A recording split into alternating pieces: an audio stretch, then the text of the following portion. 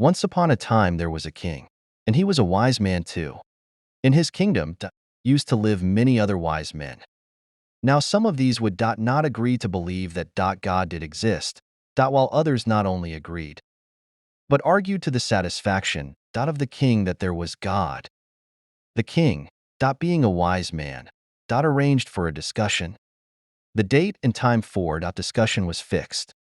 The king held his court at the appointed time. On the appointed date, the non-believers assembled in his presence, but the believing wise man did not come at the appointed time.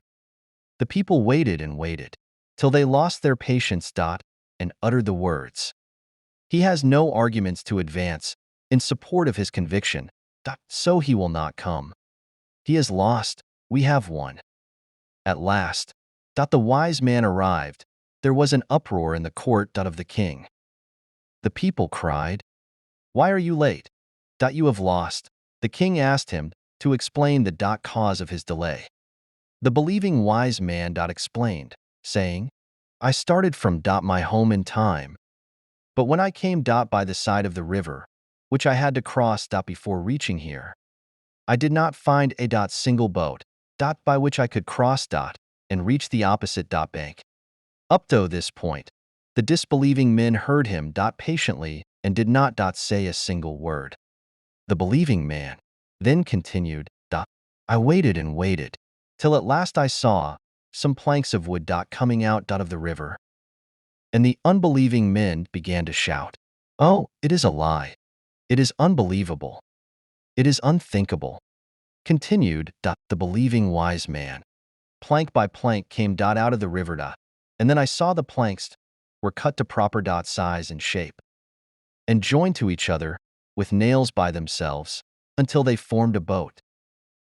And then I took my seat in it and came over to the other bank. I am late because of the delay in the availability of the boat. Amid a roar of the non-believing men, the believing wise man tried to convince them of the cause of the delay. But the opponents would not believe him. Then he said, "You do not believe what I say. It appears the story of the boat forming by itself is something impossible for you to believe. Now in the name of justice, I ask you, do you see the earth, the sun, the moon, the stars and the skies?